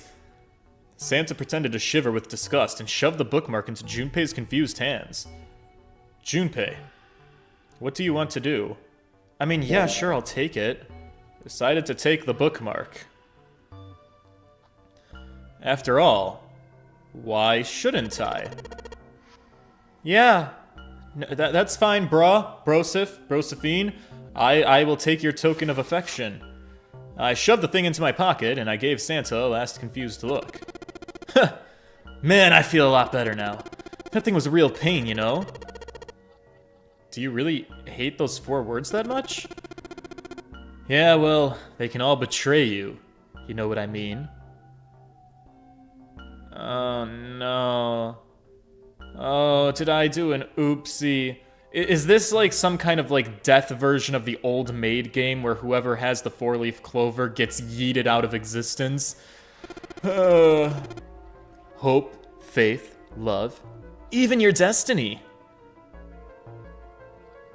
Why is he being so weird? Why is he such a bitter person? For a moment, we looked at each other. Well, that's not the only reason. What? That's not the only reason that I hate the 4-leaf clover. I just can't bring myself to like the number 4. What? Are you worried about the 4 horsemen? Also, aren't we in door number 4 right now? Nah, come on, man, that's just silly. Maybe back in the Dark Ages that kind of crap scared people. But this is the 21st century, and I'm a 21st century guy. So, why do you hate 4 so much? 'Cause it's a half-ass number. It's not the best, it's not the worst. That's why. Okay. 9 is a way better number. So what if it's last place, right? At least it's not like some lame-ass middle number. Okay. Junpei was even more confused than before. Junpei wanted the conversation to stop. Junpei no longer wanted to converse with Santa Claus. You play? I beg your pardon? What? Do you mean like the stock market? 'Cause I'm a bit of a finance bro. No, that's not what I mean. Why the hell would you think that? I mean, yeah, I do stocks too, sure, but... This last statement, more or less thrown away by Santa, caught Junpei very much by surprise. You? You're a finance bro? A stockbroker? Well, yeah. Do you have a problem with that? Oh, well, no, you don't really strike me as the type. What Junpei didn't say, of course, was that he didn't think Santa looked smart enough to be a stockbroker. Oh, well, you can be very, very stupid and invest in the stock market. Believe me, they'll take your money. Man, that stuff's just like gambling, you know? It's not exactly the same, but some people do invest as if they are gambling. All you gotta do is bet on the winning horse. Nothing that hard about it. You sound pretty confident. So, are you betting on winning horses? Of course I am. You remember a couple years back when the stock for Cradle Pharmaceuticals shot through the roof? Oh, interesting. Cradle Pharmaceuticals. Ew, what? Is it like baby shit? Shot through the roof. Okay, so they're doing well as a company. You invested in them? I stacked a few bills over that, if I do say so myself. Uh-huh. That's all I could think to say. Junpei had never even heard of Cradle Pharmaceutical. Fortunately, he was saved quickly from further embarrassment. Hey! How long are you going to stand around wasting time? Stop screwing around. The voice screaming at them from the other side of the room was unmistakably Lotus's. Junpei and Santa looked at each other. Well, the lady has spoken. Santa sighed. We'd better get back to work before we really piss her off. I don't want her beating me up. Uh-huh. And with that, Santa walked off slowly. Hey, wait! We weren't done, though! He started after Santa, intended to catch him, but... Ahem! Lotus appeared from the next room. Her posture suggested she was not about to let him pass. There was nothing for it, he had lost. Okay. I will get back to work, madame. As soon as you put your goddamn titties away. Her glare suggested any other choice would not have ended pleasantly for him. Junpei mumbled to himself under his breath and went back to his search. Alright. Interesting. On that note, I have to go to the bathroom. What's up? You're going back already? Yeah, I have to go take my other girlfriend into the shower. Oh, so you're like her knight or her protector or something. You know, you're creeping me out. Look, yeah, the sentiment is shared. Oh, Cradle Pharmaceutical is a real company, like the Titanic story? What? Are y'all tricking me? Hold up. Cradle Pharmaceuticals in India?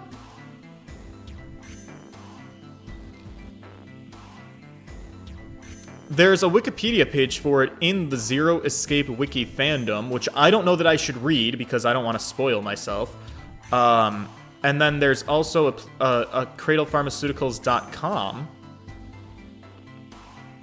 Your best choice in oral formulations. Cradle Pharma, born out of a vision to cater to humanity, has ever since been associated with multinational giants. In over 2 decades, with the state-of-the-art World Health Organization cyclic GMP certified plant, coupled with quality in its belief, it continues to provide superior quality vitamins and supplement in the form of oral, liquid, and powder formulations.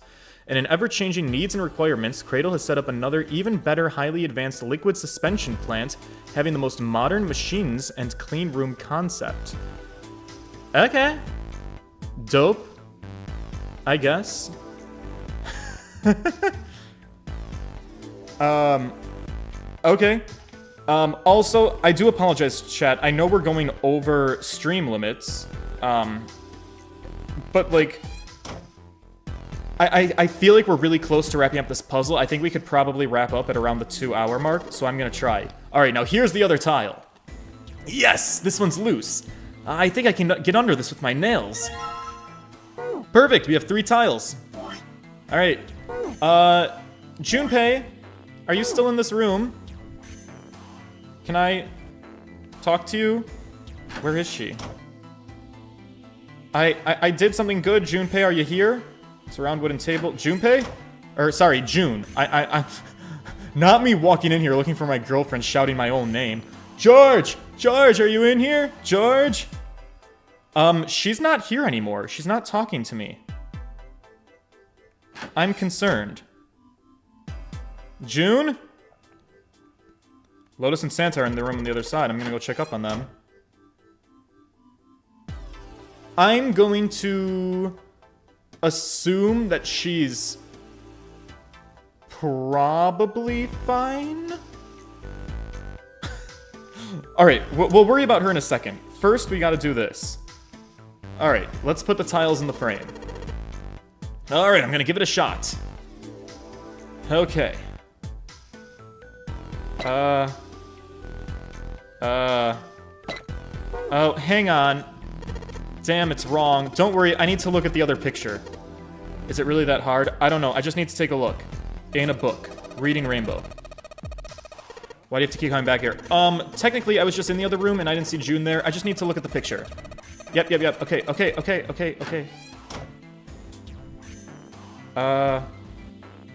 This one. Okay, so looking at the picture, what do we see? There is a big demon. It looks like a demon sucking a brain. I mean, I don't really see it, but... So you got this, like, long piece that goes down and wraps around, and you got this, like, big piece with, like, the big toenail. And then you got this weirdo. This kind of looks like the fucking blue badger with its fucking little horn-ass shit things. And then it looks kind of like a worm, and it zigs around here. And then there's a little parallel zig up here. And I think that's enough information for me to memorize the picture. I get it. If I can make this one look like the one in the other room, then we're good to go. Alright. So, this piece, I see it. Don't worry, I'm not going to screw up again. I got it this time. Leave it to me. Okay. I'm going to give it a shot. Yes. This goes like this. Then, this piece goes up here. Oh, I did it. Yes! I did it! George accidentally taking an ink blot test. Picture complete, boys. And there goes the frame. What's this? What do you mean, what's this? Pretty obvious, isn't it? It's a hole in the wall. Like a hidden safe or something. Let's take a look. I think there's something inside. The key for the Mars door. Junpei messed around a bit with the key he had and looked blankly at the picture that slid down. What's the deal with this picture anyway? Santa had only been mumbling to himself, but it drew Lotus's attention. She looked at the picture and she paused. I think I've seen this picture before. Where? In a book. There's a British biochemist named Sheldrake, and he has a rather interesting theory. I saw this picture in his book. What's the interesting theory? Morphogenetic field, which relies on the theory of morphic resonance. Oh man, look, I can't deal with this. Just listening to you guys talk is giving me a headache. Santa put his hands on his head as though he were in great pain. Lotus merely arched an eyebrow in his direction and she continued. It's not a difficult concept to grasp. In essence, he states that the shapes of living organisms and their behavioral patterns are transmitted through a field not visible to the eye. What part of that isn't difficult exactly? Lotus did not look pleased. Alright, how about this? Theory of the telepathic mechanism. Telepathetic? No, telepathy.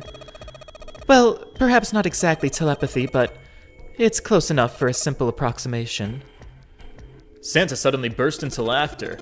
Are you guys serious? Telepathy? Who do you think we are? Kids from the 70s? I can't believe someone would actually do serious research on something like that. Yes, I agree.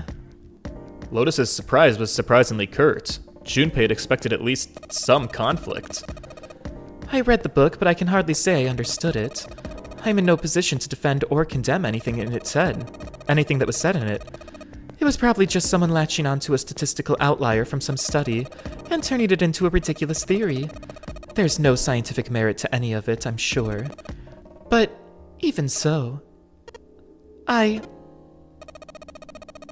Anyway, I saw a picture like that in his book. Lotus indicated the picture they'd all been looking at. After a moment, she walked up to the strange picture, examined it, and then spoke. Hey, what do you think this picture looks like? Santa answered first. What do you mean? It's just like abstract or something like that.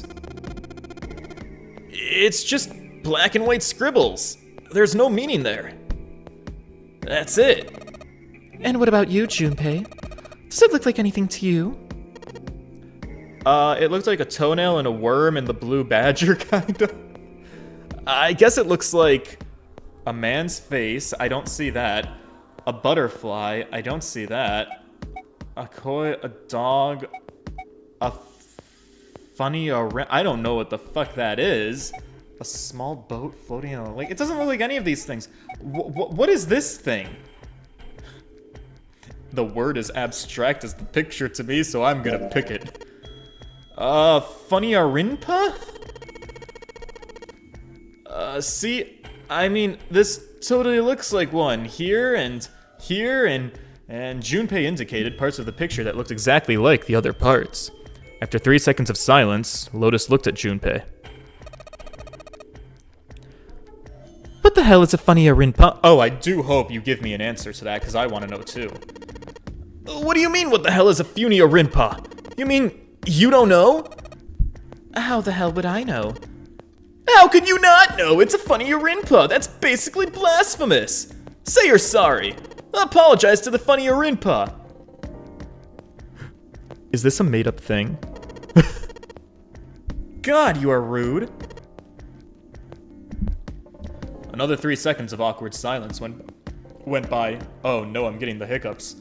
Lotus opened her mouth and she shook. Junpei, are you just screwing around? Look, forget it. I'm just gonna tell you. This is a dog. See? Like this. Junpei pointed out parts of the picture, and eventually a dog took shape in them. A dog? Really? Can you... Oh, what? Well, yeah, if you change the whole fucking image. It looked as though she had a point. Wait, can we go backwards now? So that's the toenail, and that's the butt of the dog. Oh, son of a bitch. Well, yeah, now in retrospect I see it. Santa also nodded in agreement. So, now we know that it's a picture of a dog, but I don't really see how that helps us. Lotus nodded and began to speak. A TV show from Great Britain did an experiment once. They took two similar pictures.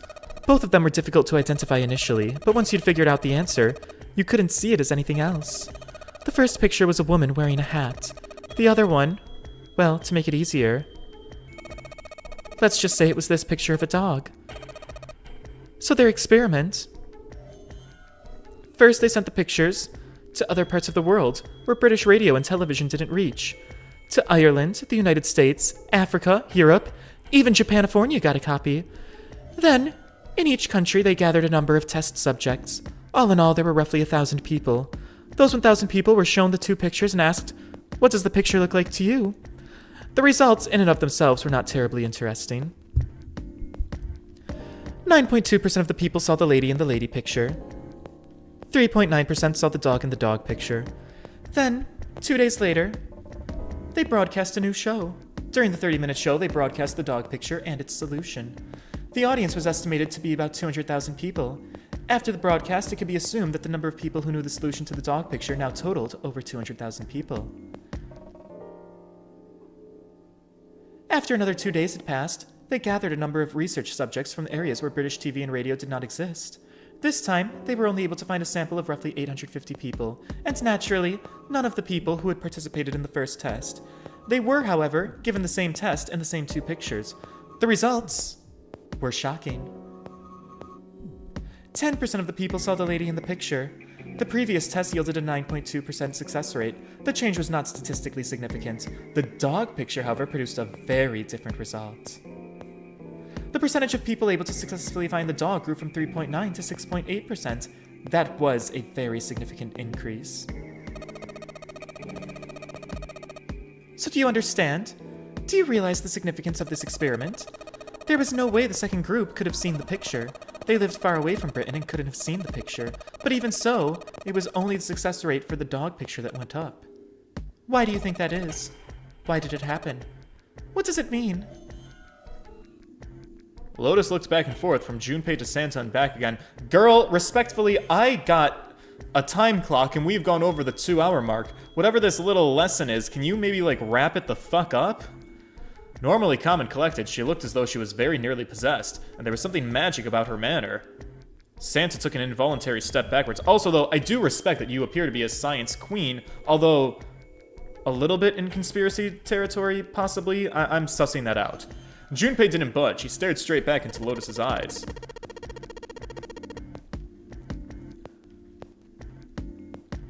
Does this have something to do with that field or whatever it was that you were talking about earlier? A field not visible to the eye? So, if more people knew the answer, then that information would pass through the field? Psych! Her manner suddenly shifted, and Lotus smiled broadly at Junpei and Santa. She waved her hand dismissively, doing her best to laugh the whole confrontation off. I was just kidding. You really shouldn't take me seriously. Well, I mean, the things I just told you are true. They really did happen, but the results of that experiment aren't really anything to go by. They could have easily falsified them. In the end, I'm sure they were just in it for the ratings. They are a TV station after all. Yo, you and Santa are some weird-ass fucking people. I don't really love having conversation with you, to be totally honest. At least it seemed that Santa had gained control of his composure. Right. Man, I gotta admit, you had me for a minute. I really thought you were serious. Of course not. Like I told you before. I'm sure it's all just pseudoscience. Right. Okay. Great. I don't feel like laughing. Something felt wrong and unclear. Alright, enough nonsense. We've got the key, why don't we get out of here? Yeah, dude, word. Alright, they walked away from the picture, but Junpei stayed behind, staring at the picture of the dog. A field not visible to the naked eye. Morphogenetic field. You know, the more he thought about it, the more his head hurt. Alright. Well, I think we've finished the puzzle. I think the only thing we have to do is actually, like, leave the room at this point. So, I think, given that, would you like to overwrite the save file? Yes. Finished saving. I think this is a good stopping point. We had a weird-ass conversation with Lotus. I'm sorry, your sweetie took up too much time with her science lesson. We ran out of time. So, I think it's gonna have to be tomorrow when we actually leave the room. We have the key. I'm assuming for all intents and purposes the puzzle is solved. So, we'll do that, and that'll be the end of it for today. I hope you guys are invested in seeing where this story goes. People are acting weird. I think June is probably my favorite character, even though she's incredibly out of pocket and a little bit weird.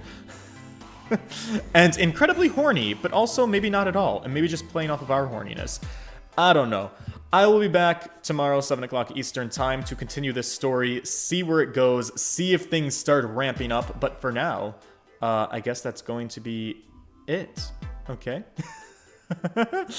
Alright, boys. See you in the next one. Toodles!